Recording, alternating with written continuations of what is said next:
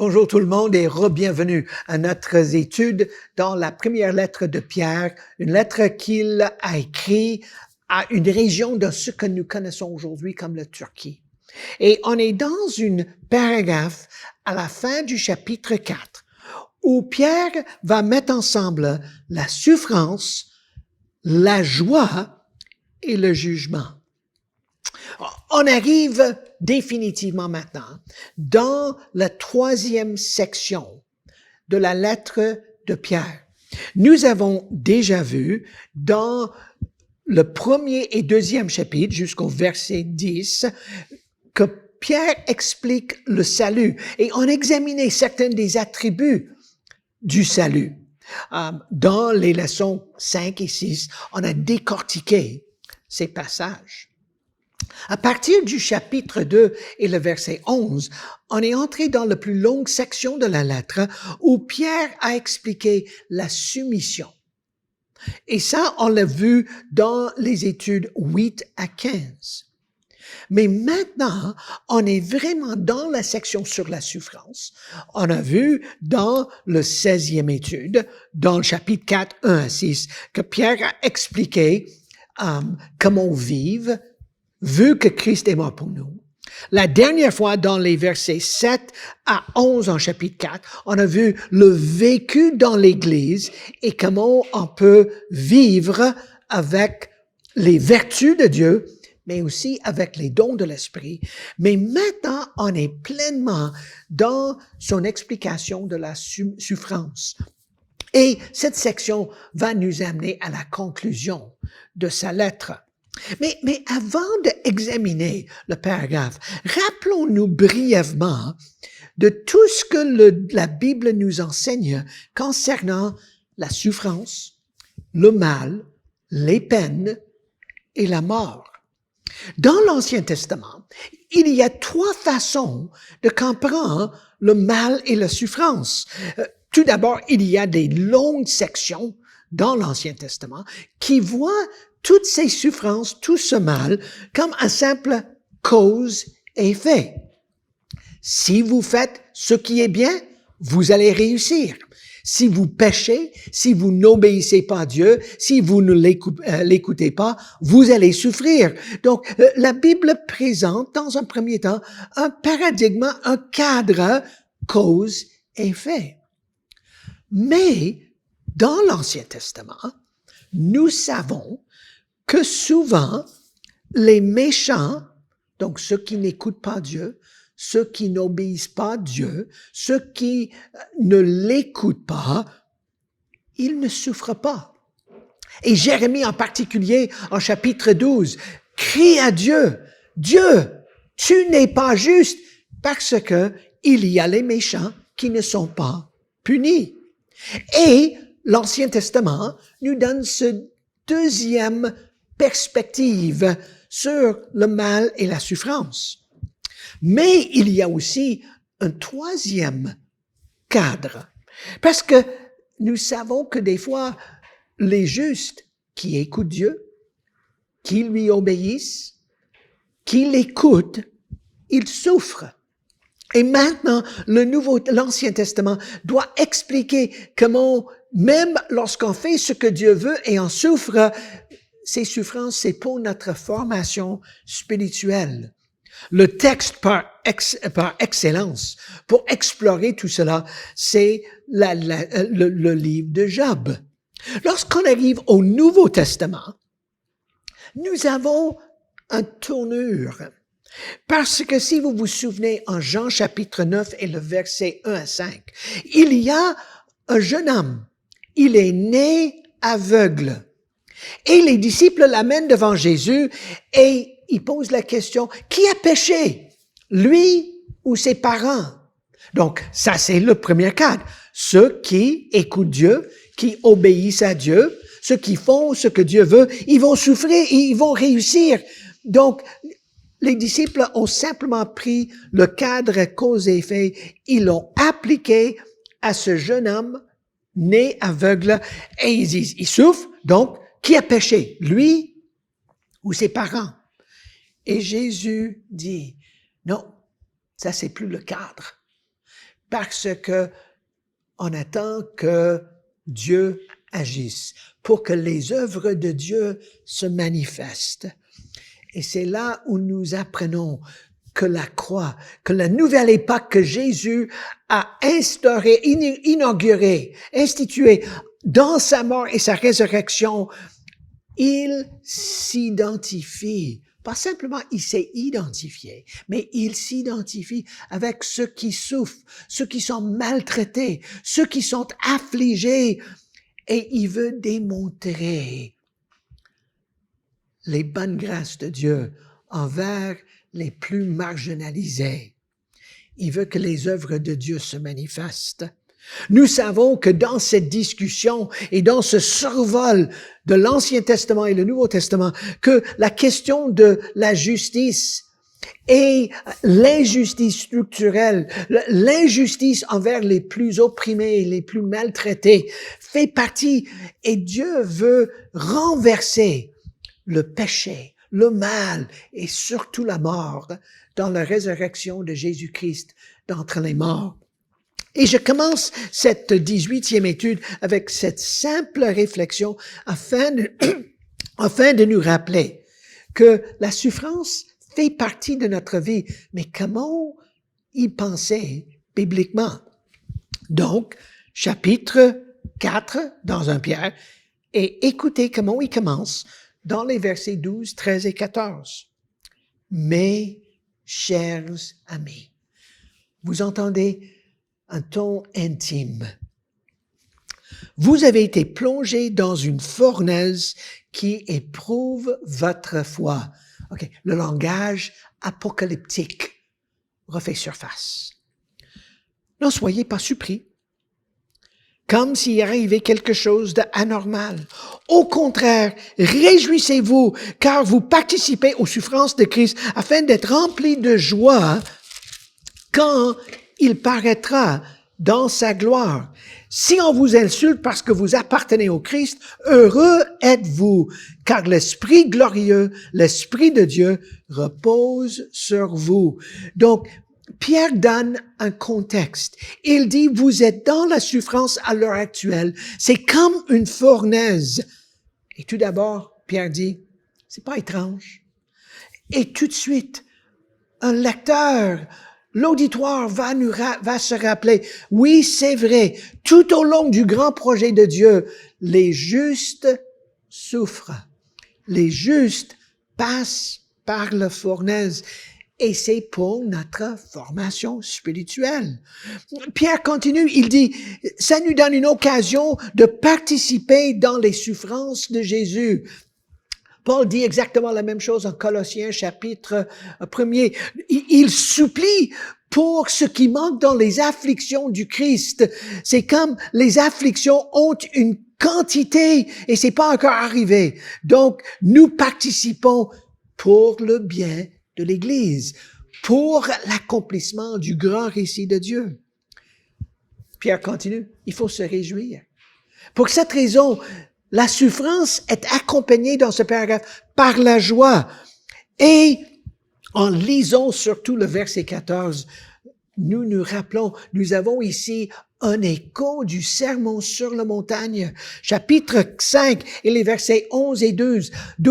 Heureux seriez-vous quand vous êtes persécutés. Il y a les prophètes qui ont été maltraités avant vous. Vous faites partie de cette généalogie. Donc, le contexte, c'est de dire à ceux et celles qui écoutent, ceux et celles qui lisent, que nous sommes dans une fournaise.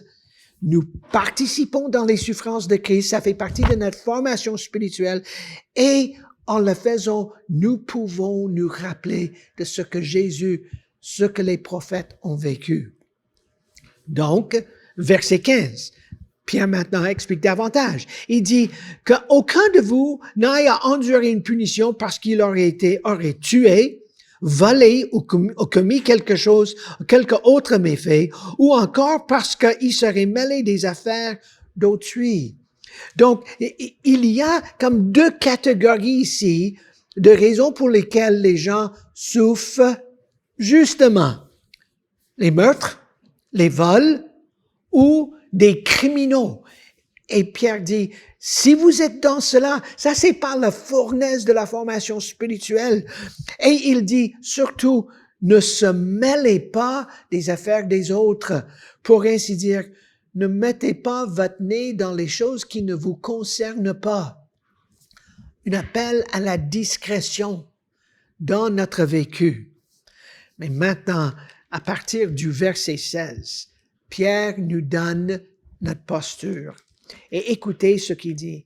Mais si c'est comme chrétien, une des rares fois dans le Nouveau Testament, quand le mot chrétien est utilisé, nous avons un autre exemple en Acte 11 et le verset 26, où les gens qui suivaient Jésus ont été chrétiens, ceux qui suivent Jésus, et c'était à Antioche. Et Pierre dit au verset 16, mais si c'est comme chrétien qu'il souffre, qu'il n'éprouve aucune honte et qu'il fasse au contraire honneur à Dieu en se montrant digne du jugement, il commence par le peuple de Dieu. Et s'il débute par nous, quel sera le sort de ceux qui refusent de croire à l'Évangile?